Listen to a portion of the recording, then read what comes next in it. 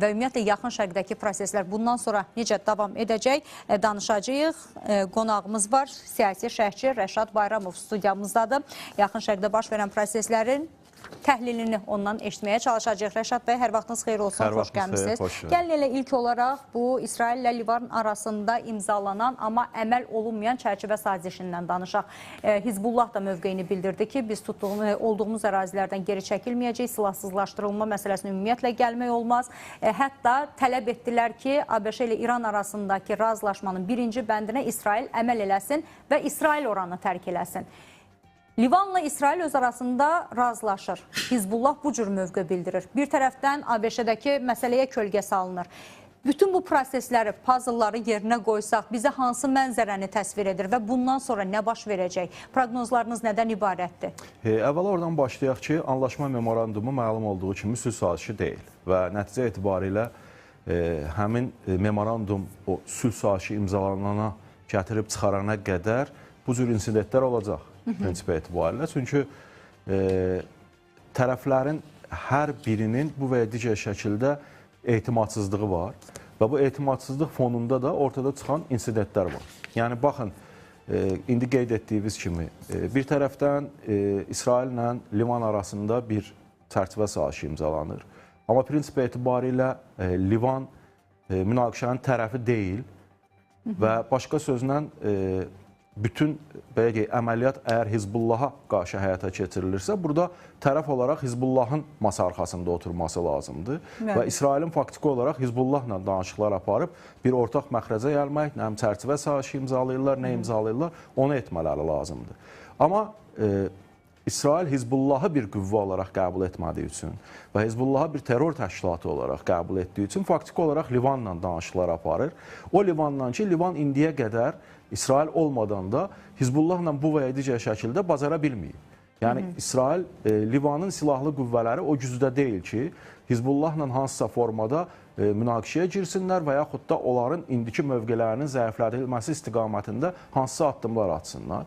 Yəni, başqa sözlə, bu günləri İsraillə Livan nəyisə imzalayırsa və burada da Livanın da üzərinə bir öhdəliklər qoyulursa ki, bu və ya digər şəkildə həmin ərazilərin Hizbullahdan təmizlənməsi, Hizbullahın nəzarətində olan ərazilərin Livan silahlı qüvvələrinin nəzarətinə verilməsi və s.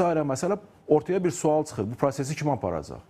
Bəli. Ya, bu prosesi əgər Livan özü aparacaqsa, Hizbullaha həmin ərazilərdən Livan çıxartmalıdırsa, Livan uzun illərdə bunu edə bilmir. O zaman bu saziş nəyə lazımdır? Deməli, belə çıxır ortaya ki, bu saziş faktiki olaraq İsrail də kifayət qədər yaxşı bilir ki, Livanla ortada olan hər hansı bir saziş faktiki olaraq Livan istiqamətindən gələ biləcək təhlükəni neytrallaşdırmaq üçün kifayət deyil. Sadəcə olaraq Amerika Birləşmiş Ştatlarından gələn təzyiqlər, İran tərəfinin davamlı olaraq danışıqlarda bir nömrəli məsələ kimi Livan istiqamətində hərbi əməliyyatların dayandırılması olduğu üçün İsrail də bu formada mən getdim, danışdım Livanla, biz ortaq bir məxrəcə gəldik, amma planı pozan Hizbullahdır deyib faktiki olaraq özünü sığortalayır və ABŞ-ın təzyiqlərindən sığortalayır. O zaman İran Hizbullahla hansısa bir danışıqlara gedib, yəni onsuz da proksi qüvvəsidir. İran Hizbullahı geri çəkə bilərmi, yoxsa təsir uçağı kimi əlində saxlayacaq İsrailə qarşı? Qaydaq elə anlaşma memorandumunun birinci maddəsinə. Anlaşma memorandumunun birinci maddəsi əslində söhbət Livan və digər istiqamətlərdə hərbi əməliyyatların dayandırılmasına ehtiva elədiyi üçün özündə. Deməli ki, bu təkcə İranın və ABŞ-ın öhdəliyi deyil. Faktiki olaraq həm də Hizbullahın və İsrailin üzərinə götürdüyü öhdəlikdir və yaxud da onların üzərinə qoyulan öhdəlikdir. Amma bu günləri İsrail, Amerika Birləşmiş Ştatlarının bütün təşəbbüslərini və yaxud da edilən bütün təklifləri nə dərəcədə %100 yerinə yetirir? Bu günləri təsir imkanları, İsrail açıq şəkildə ilk gündən deyir ki, biz imzalanan bu anlaşma memorandumunu belə ki, məqbul hesab etmirik. Çünki bu faktiki olaraq İrana bir sıra sahələrdə güzəştə gedilməsi deməkdir. Bu İsrail tərəfinin mövqeyidir. Gələk Hizbullah tərəfinin mövqeyinə. Bəli, siz dediyiniz kimi olmalıdır əslində. Amerika Birləşmiş Ştatları İsraili tormozlayıb saxlamalıdır. İran da Hizbullahı. Amma İranda bu danışıqlara gedən və sazişi imzalayan tərəflər, yəni götürək Pezeşkiyanı, götürək Ərəqçini, götürək Qalibafı, onların Hizbullah üzərində təsir imkanları nə qədərdir? Hizbullah üzərində təsir imkanı olan Sepahdır. bir yerdə davamlı şəkildə əməliyyatlar keçidən, Sepah generallarının təlim keçdiyi, Sepahın daim silah, sursat və s. ötürdüyü təbii ki, ali dini liderin icazəsi belə deyək, müqabilində həyata keçən Sepahdır. Sepah bugünkü bu anlaşma memorandumunda maraqlıdırmı? Sepah da maraqlı deyil faktiki olaraq.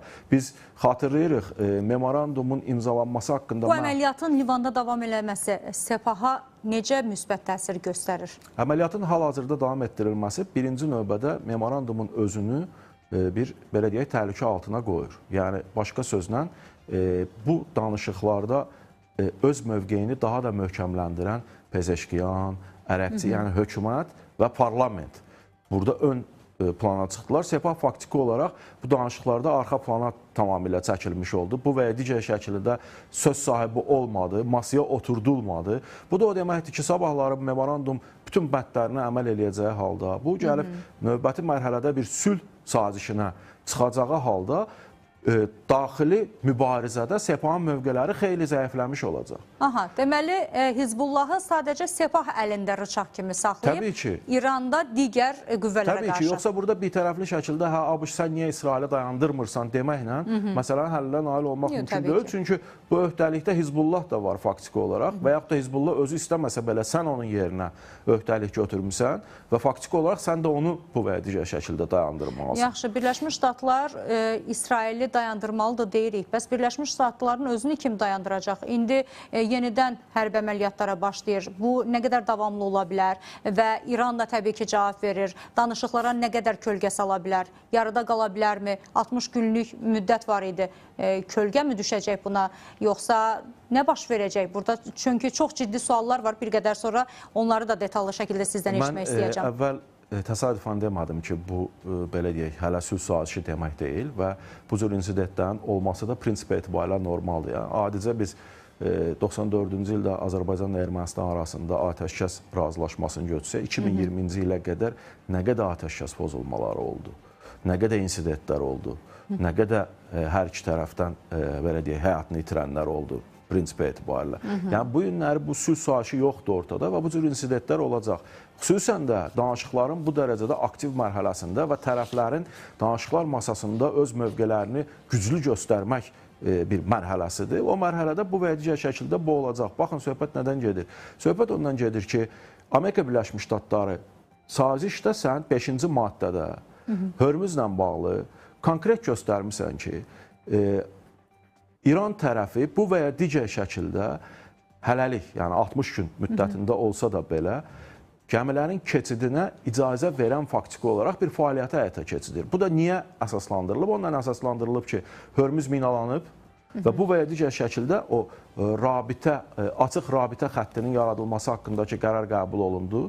O 14 maddəlik sazişin maddələrindən biri idi. O, onun üçün idi ki, gəmilər İran tərəfi ilə bu və ya digər şəkildə razılaşır və İran konkret yol göstərir ki, hansı ərazi ilə tankerlər və s. hərəkət etməlidir. Və bu tankerlər bu və ya digər şəkildə başqa istiqamətdə hərəkət eləyəndə İran bunu artıq, məni artıq kənara qoyurlar proseslərdən, bunlar öz bildiklərini burada eləmək istəyirlər deyib, bu və ya digər gəmiyə qarşı belə deyək, əməliyyat keçidir. Və buna cavab olaraq da dərhal Amerika Birləşmiş Ştatları yox, sən demişdin ki, oradan sərbəst keçid şəraiti yaradacağım. Sən bunu eləmirsən. Ona görə də mən də bu və ya digər şəkildə sənə zərbələr endirirəm. İran da deyir ki, sən də mənə zərbə endirirsən, mən də sənin körfəz ölkələrindəki hərbi bazalarına zərbələr endirəcəyəm.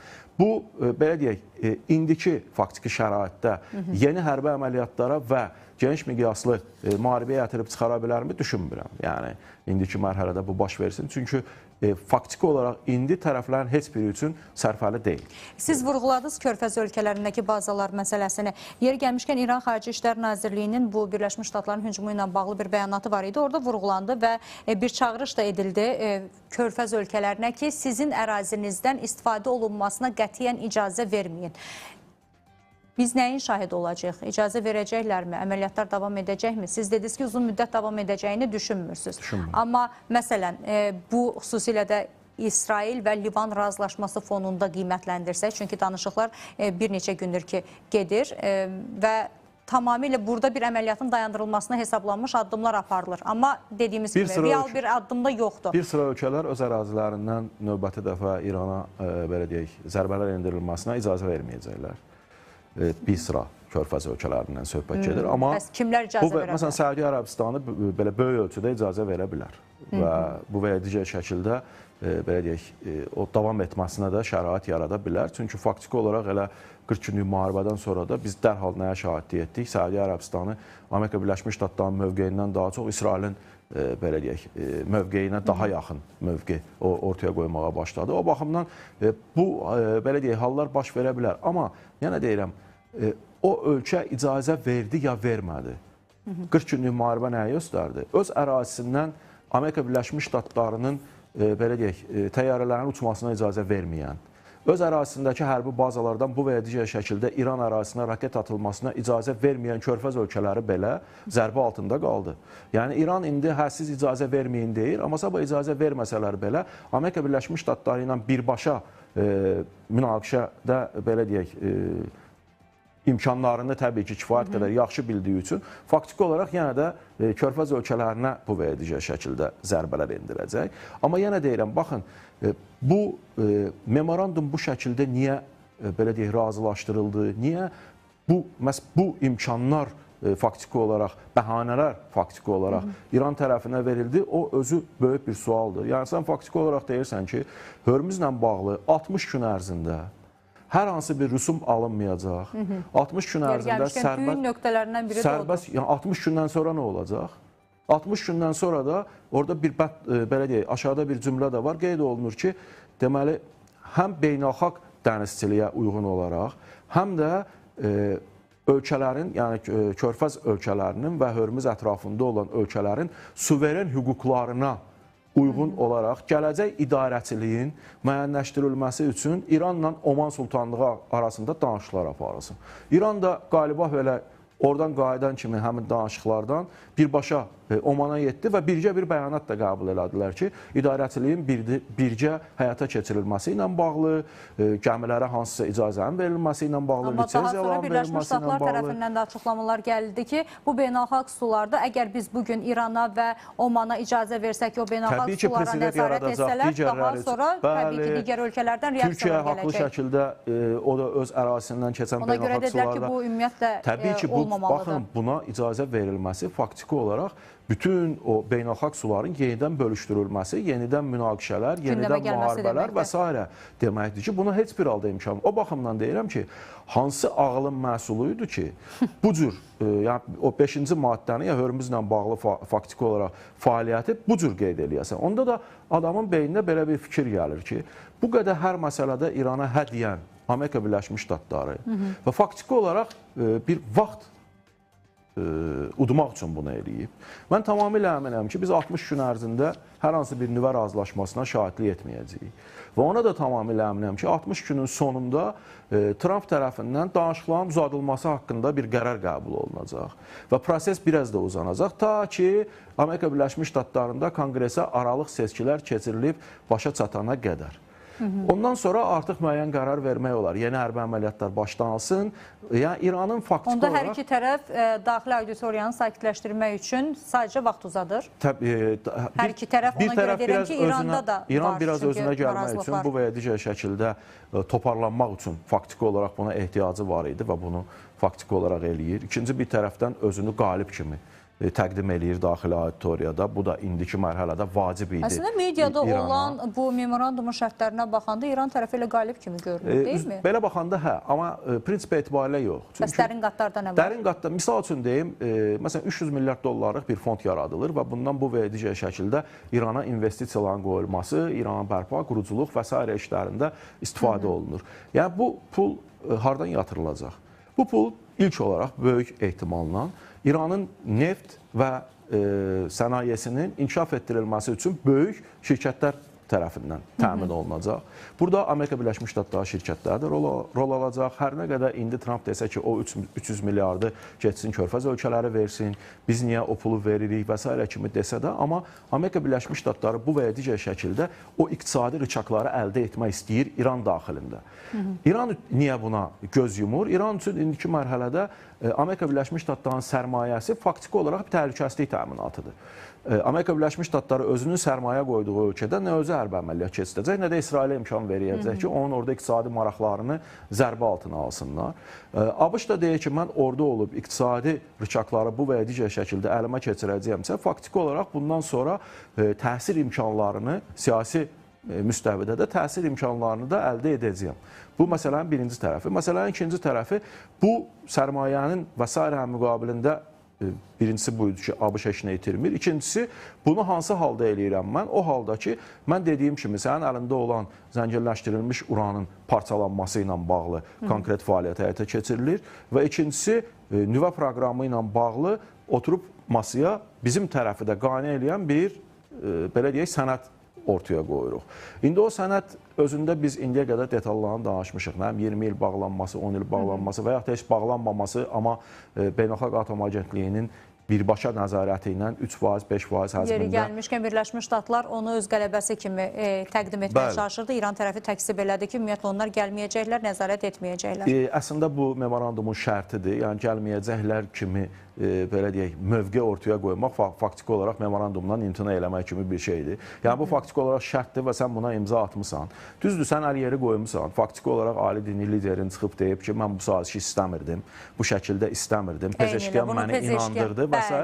Yəni sabahların məsuliyyəti faktiki olaraq SEPA, ali dini lider vasitəsilə bu günləri mövqeləri kifayət qədər üstə qalxan, kifayət qədər yaxşı nəticələr əldə eləyən və həm cəmiyyətdə, həm siyasi belə deyək, elitada mövqeləri yüksələn Pezeşkiyan von hökumətini zərbə altına qoymaq üçün bir kartı əlində saxlayıb. Ali dini liderin verdiyi bəyanat. Təkcə Pezeşkiyana qarşı deyil. Eyni zamanda dediyimiz kimi o anlaşma memorandumunu pozmaq üçün də yaxşı bir səbəbdir. Söhbət olmayacaq və sabahları hər hansı bir razılaşma əldə olmayacağı halda faktiki olaraq indi SEPA-nın qarşısında bu və ya digər şəkildə, deməzdim ki, %100 dayanmaq gücü olan, amma bu və ya digər şəkildə dayanmaq imkanları olan qüvvələr belə sabahları faktiki olaraq neytrallaşdıracaqlar və bütün səlahiyyətlər birbaşa, belə deyək, SEPA-nın əlində cəmləşəcək. Aydındır.